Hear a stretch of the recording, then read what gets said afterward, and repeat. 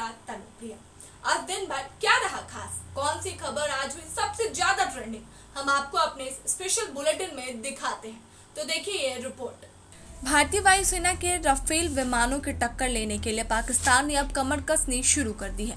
पाकिस्तान के J-17 लड़ाकू विमान इन दिनों तुर्की में राफेल फाइटर जेट के साथ जंग लड़ रहे हैं। ये राफेल फाइटर जेट कतर की वायुसेना के हैं, जिसे उसने फ्रांस से खरीदा है। ये राफेल विमान इन दिनों तुर्की में चल रहे एक हवाई अभ्यास में हिस्सा ले रहे हैं।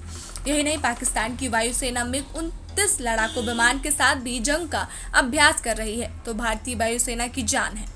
पाकिस्तान के आका तुर्की में इन दिनों एनोटियल एगल 2021 युद्धाभ्यास चल रहा है। इसमें कतर के 4 राफेल फाइटर जेट, अजरबैजान के 2 MiG-29 और पाकिस्तान के 5 J-17 लड़ाकू विमान हिस्सा ले रहे हैं। इस दौरान पाकिस्तान वायुसेना के पायलट राफेल और MiG-29 दोनों ही जंग का आभास कर रहे हैं। इससे उन दोनों के विमानों के बारे में काफी महत्वपूर्ण जानकारी मिल सकती है। इन दोनों ही विमानों को भारतीय वायुसेना इस्तेमाल कर रही है। उत्तर प्रदेश विधानसभा चुनाव 2022 फतह को लेकर बीजेपी ने प्लानिंग शुरू कर दी है। 20 दिनों में यह दूसरा मौका है कि भारतीय जनता पार्टी के राष्ट्रीय महासचिव संगठन BL संतोष लखनऊ पहुंचे हैं और संघ और बीजेपी पदाधिकारियों के साथ मैराथन मीटिंग कर रहे हैं। यूपी प्रभारी राधा मोहन सिंह, प्रदेश अध्यक्ष स्वतंत्र देव सिंह और सुनील बंसल की मौजूदगी हो रही बैठक में मिशन 2022 फतह की प्लानिंग चल रही है।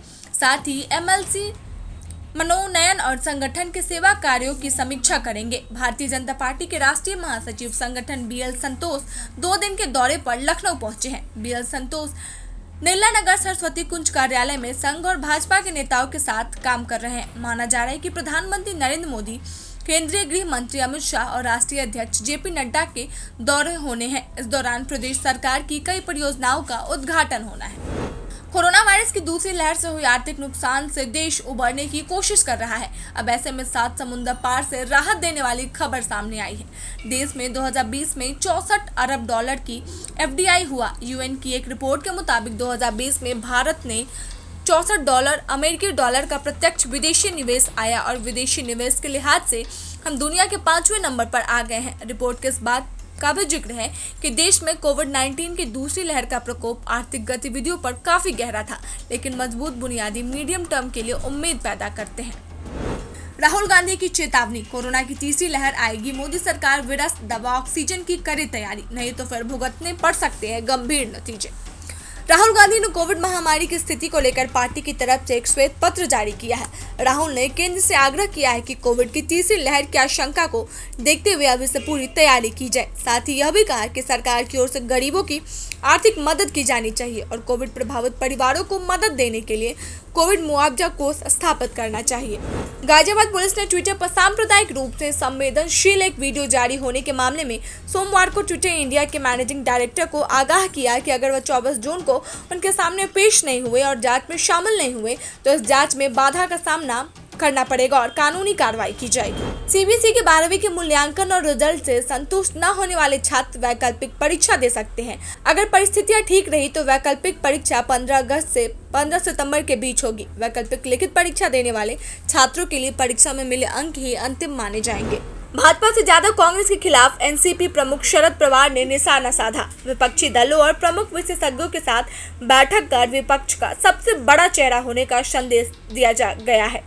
महाराष्ट्र में भी कांग्रेस प्रमुख ने NCP के खिलाफ मोर्चा खोल रखा है। शाम 4 बजे से शुरू होने वाले इस बैठक में आम आदमी पार्टी, तृणमूल कांग्रेस, राष्ट्रीय जनता दल, नेशनल कॉन्फ्रेंस और NCP के अलावा कुछ और दलों के नेता शामिल हो सकते हैं। लोक जनशक्ति पार्टी में चल रही सियासी घमासान के बीच LJP अध्यक्ष चिराग पासवान ने आज खुला पत्र लिखा है। चिराग पासवान अपनी पार्टी में टूट के बाद अब पहले से ज्यादा आक्रामक होते जा रहे हैं। चिराग पासवान ने खुला पत्र लिखते हुए बीजेपी को नीतीश कुमार का असली चेहरा दिखाने की कोशिश की है। चिराग ने बताया कि कैसे नीतीश कुमार ने बीजेपी और खास तौर पर प्रधानमंत्री नरेंद्र मोदी के खिलाफ मुहिम चलाई और फिर बाद में NDA में ही आकर मिल गए। नीतीश कुमार ने भरोसे पर सवाल खड़ा करते हुए चिराग पासवान ने एक एक बात का जिक्र अपने खुले पत्र में किया है। मंगलवार को बिहार के मुख्यमंत्री नीतीश कुमार की अध्यक्षता में हुई मंत्री परिषद की इस अहम बैठक में कुल 5 एजेंडों पर मुहर लगी है। बिहार के 8 ब्लॉक में नए भवन और आवासीय भवन के निर्माण के लिए 187 करोड़ रुपए की स्वीकृति दी गई है। सरकार ने पुलिस मुख्यालय स्तर पर इन्वेस्टिंग मॉनिटरिंग सेल बनाने का निर्णय किया है। इसके लिए कुल 69 पदों का सृजन किया जाएगा। बीते 2 दिनों में कोरोना काल की चुनौतियों ने बड़े से लेकर छोटे फैसलों तक के लिए सरकार को मजबूर किया है। अत्यंत सरकार ने सभी केंद्रीय मंत्रालय और विभागों में गैर जरूरी खर्च में कटौती करने का फैसला लिया है।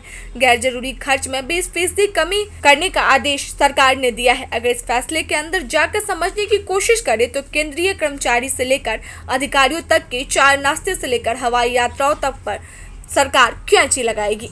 ऐसे ही देश दुनिया की तमाम खबरों को देखने के लिए आप जुड़े रहे हमारे साथ। अगर आप हमारे पेज पे नए हैं तो हमारे पेज को लाइक कीजिएगा, साथ ही हमारे YouTube चैनल को भी सब्सक्राइब कीजिएगा ताकि हर खबर सबसे पहले पहुंचेगी आप